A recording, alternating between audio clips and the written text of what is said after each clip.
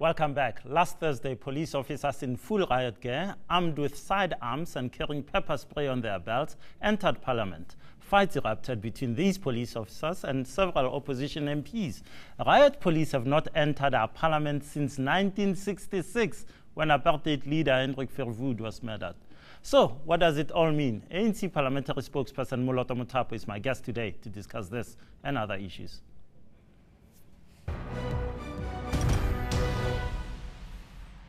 Moloto Mothapo, welcome to the Justice Factor. Let me start by asking you, the whole issue here was about the Nkandla report.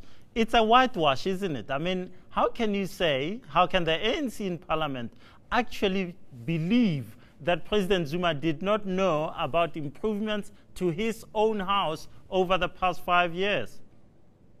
Well, Justice, I'm sorry, it is not whitewash.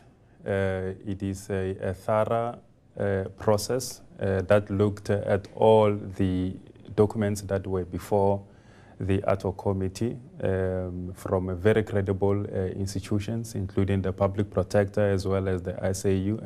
And it really analyzed and made assessment of various findings as well as the recommendation in order to arrive at its own conclusion. And one of those recommendations is that indeed, or the findings is that indeed there were large-scale maladministration and violation of supply chain management by the officials of government, but also there were certain members of the executive who were very close to the process. And there are a number of recommendations, therefore, that have to be taken into consideration, must be implemented. And indeed, Parliament has given 3 months to the members of the executive to ensure that those recommendations are implemented and they report back to Parliament. And therefore, to say that it is a whitewash will not be correct. And it cannot even be compared Mr. Mothapo, you're saying to me,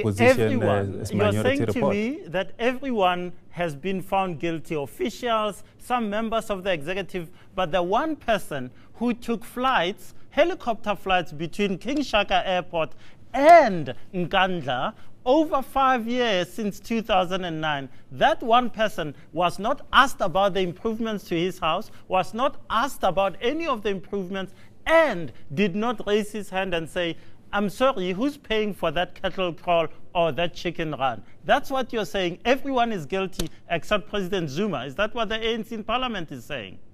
The Public Protector, because, you know, the recommendation were arrived at by assessing as well as analyzing the reports that are before the committee, including those that are coming from the SIU and the Public Protector's report. And the Public Protector's report is very clear that there was no corruption on the part of the president. There was no political influence on the part of the president. The president did not mislead Parliament. The family of the president or the brothers did not improperly benefit from the security Mr. That's one of the reports. So when you say that there is a crime on the part of the president, it will not be accurate. The African National Congress in Parliament is saying to me, the taxpayer, and the viewers of this show, that actually President Zuma for 5 years did not ask a question about what was going on at his own house. That's what the ANC MPs, without the opposition, are saying, isn't it? Justice, we are relying on the information that we have received from various reports. And I've just given you a number of findings, especially from the Public Protector's report, that there was no crime that was committed by the president. There was no corruption that was committed by the president. There was no improper political influence that came from the president in the whole security upgrade. So when you say that there is a crime and there is a guilt on the part of the president, which part of the Public Protector report are you referring to?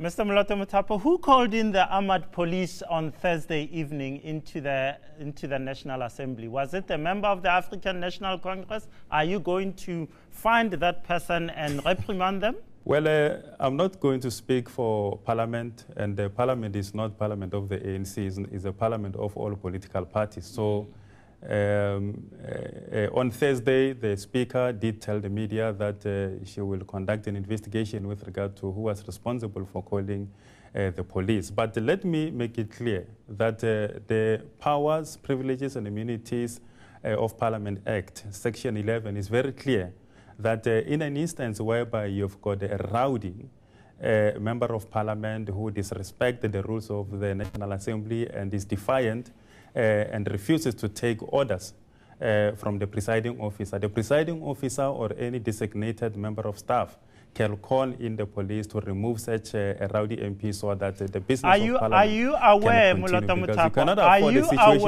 are you aware of a section of the same law that you're quoting that says that only the Speaker or chairperson can call in the police? So was it Mr. Cedric Frolic who called in the police? Justice, Section 11 is very clear. It says that, and I've just quoted it, it says that in an event that you've got somebody who is causing disturbance in the House and is holding the business of the House to ransom, the Speaker, the presiding officers. So you're saying it was Mr. Cedric Frolic, a member of the ANC, called in the police, armored police, into the National Assembly. And where do you get that? Where do you get that, Justice? Well, who did it then? Because you're saying only the Speaker can do it. No, so you can't just point fingers and engage in which hand. No. I'm quoting the law. I said from the onset when I was on the intro of this answer to your question, I said the Speaker addressed the media conference on Thursday, and she did say that she does not know who called those members of the police, but she will conduct an investigation. But I'm saying that bear in mind that the act of calling the police inside the chamber itself is not illegal, because these police are part of the Parliamentary Protection Services. They are not even riot police.